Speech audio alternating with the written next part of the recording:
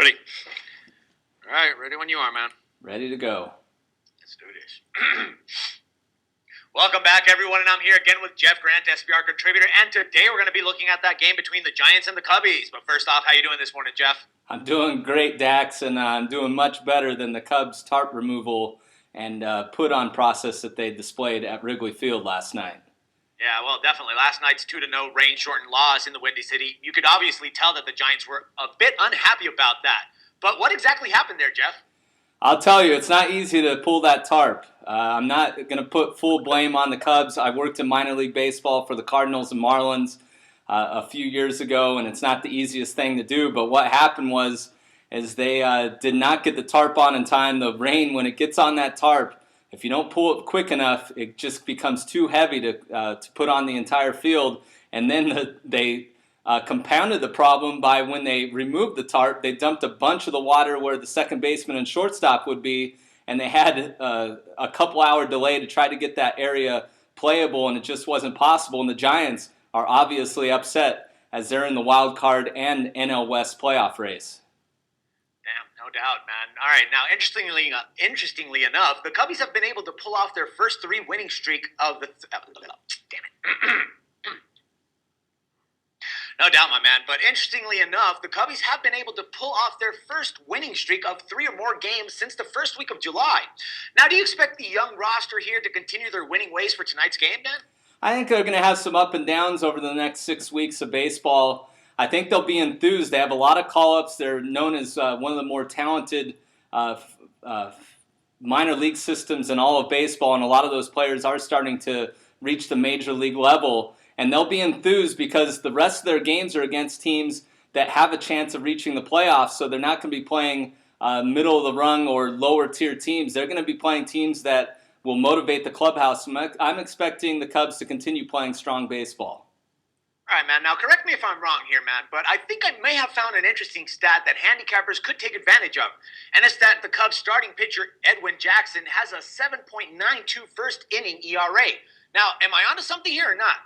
I think you can look at the direction of playing the Giants in the first 5 innings in this game because due to the fact that they're really upset after last night's result of having a rain-shortened game, that game just went 4.5 innings last night, so their bullpen is ready. That bullpen is third best in all of baseball since the All-Star break, and Jackson, that first inning ERA plays a lot into the fact that he has the most losses in Major League Baseball since 2012, so the Cubs are really up against it here. All right, my man. So taking all that into account, I'm guessing that you're probably going to be leaning on the Giants, right? I'm going to go with the Giants. I'm going to go in the first 5 innings. I think they'll jump on Jackson in that opening frame, which will allow Jake Peavy to settle in, especially since he just earned his first victory since coming to San Francisco from Boston. So expect the Giants to be in the lead going into the 6th inning. All right, my man. Thank you very much again for your valuable insights, and can't wait to talk to you again tomorrow, Jeff. Thank you. Sportsbookreview.com. This is Dax Floyd. Man, cambiate de silla, loco. Eso hace demasiado ruido, man. All right, now we're going to go do the Padres and the Dodgers, right? Yes.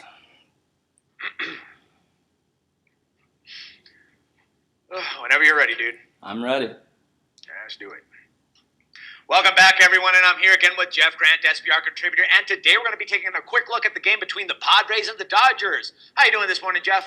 Doing great, Dax. As a Southern California native, of course, being in Las Vegas right now, I'm always excited to handicap games that involve Southern California teams. All right, awesome, man. So let's see. We all know that the Padres lead the NL in runs scored since the All-Star break, but that really hasn't led to much success for them while on their current road trip. Now, what could the Friars' problem be right now, man?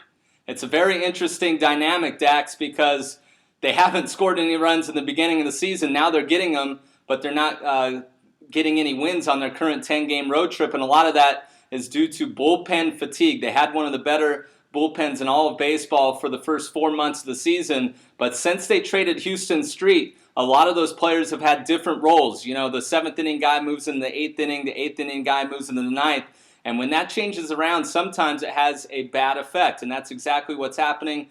Plus, Padres' new closer, Joaquin Benoit, has not pitched in about the last week. So the Padres back end isn't able to hold any leads that it's able to produce. So that really is an advantage for the Dodgers in this matchup. All right, talking about the Dodgers, the Blue Crew pretty much has had plenty of success against the Padres this season. Now, do you think that they're going to be able to take this into advantage now on their runaway? Jesus Christ, let me start over again. Now, definitely talking about the Dodgers right now, the Blues. All right, now talking about the Dodgers, the Blue Crew has had plenty of success against the Padres this season.